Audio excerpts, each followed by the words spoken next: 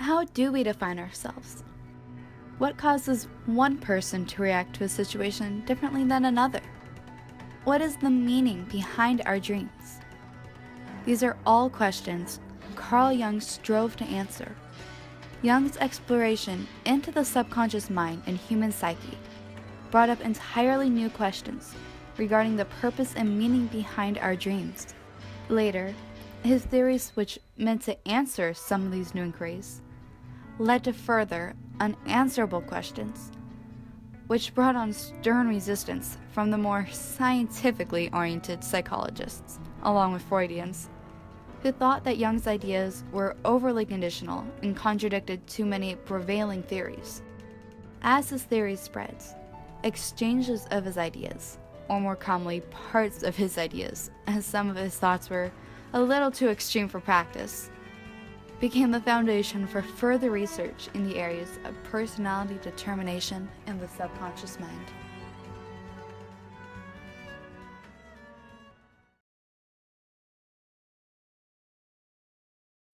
Carl Gustav Jung was a theoretical psychologist, a well-practiced clinician, as well as the founder of an analytical psychology. Jung studied psychology, yet he took a keen interest in other areas. For instance, Jung had a passion for learning about Eastern versus Western mythology and parapsychology. Some of his theories actually use the information he had learned from both cultures, like his belief in the collective unconscious. As a youth, Jung had developed a keen interest in the works of Sigmund Freud, another brilliant psychologist at the time. Jung looked to Freud and enjoyed many of his works prior to their meeting. When Jung was 30 years old, he sent a copy of his Studies in Word Association to Freud, beginning their 6-year-long relationship. However, differences in theory drove the two apart. In one such case, Freud believed that the sexual libido was the sole motivator of a person, while Jung believed that there were more factors that played into human motivation.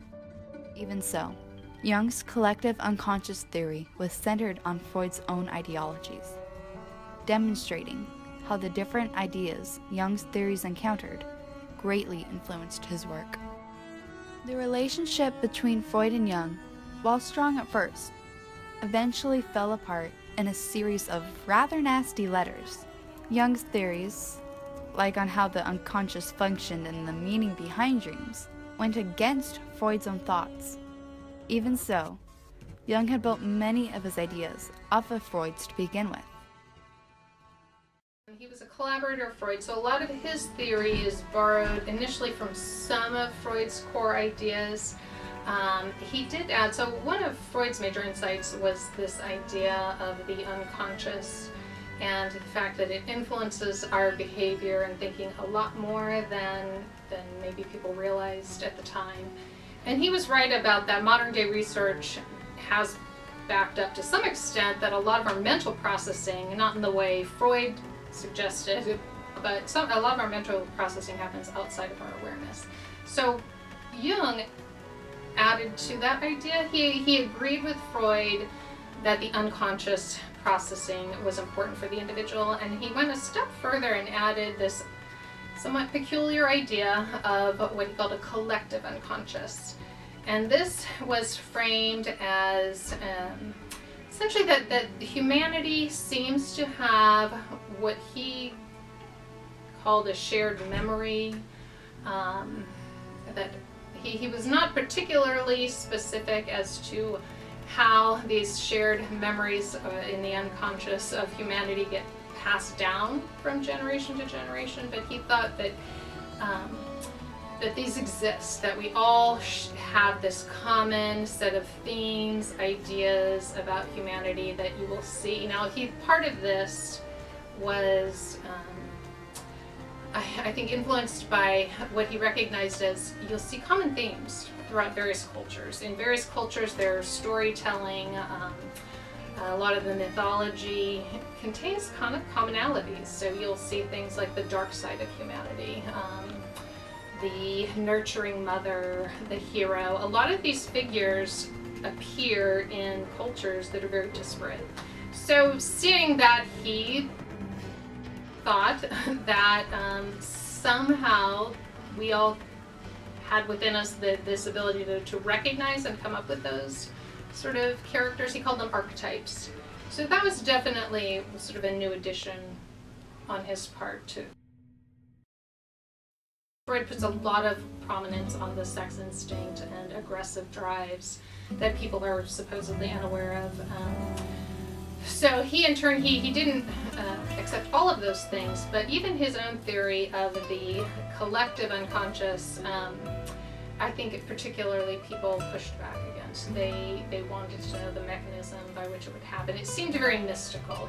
Some people charged him as being not grounded in science.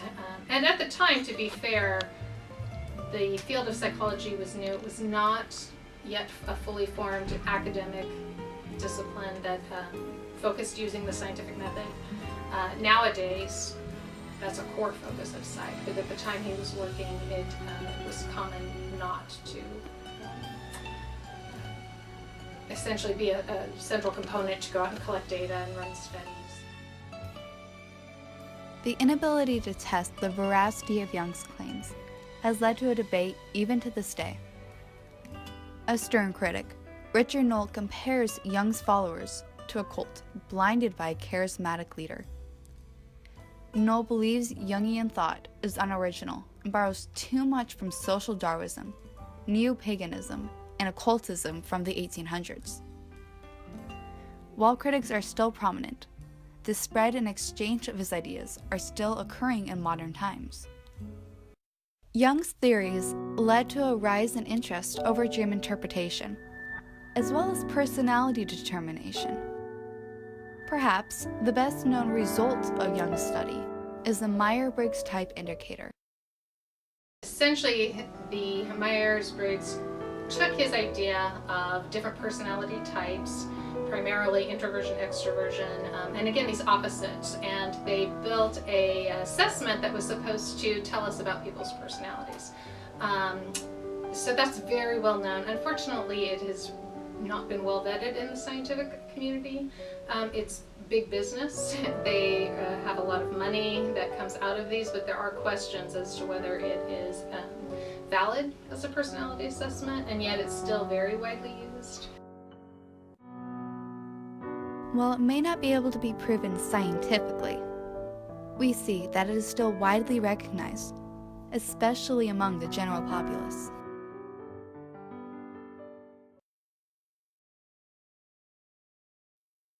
Jung's theories on personality determination, the meaning behind dreams, and the collective unconscious were very controversial for their time. Jung explored these topics though, and even after resigning from the IPA, continued his research in several books where he experimented on his own dreams and brought on self-inflicted hallucinations. As he encountered differing opinions, Jung either modeled his theories to include the teachings of others, like how he did with Freud's thoughts at first, or rejected them altogether, as he later did with Freud's counterclaims. Now, exchanges of his ideas, especially in the areas of personality determination, have called into play further research opportunities, as with the Myers-Briggs type indicator. Jung's contributions to psychology cannot be overlooked.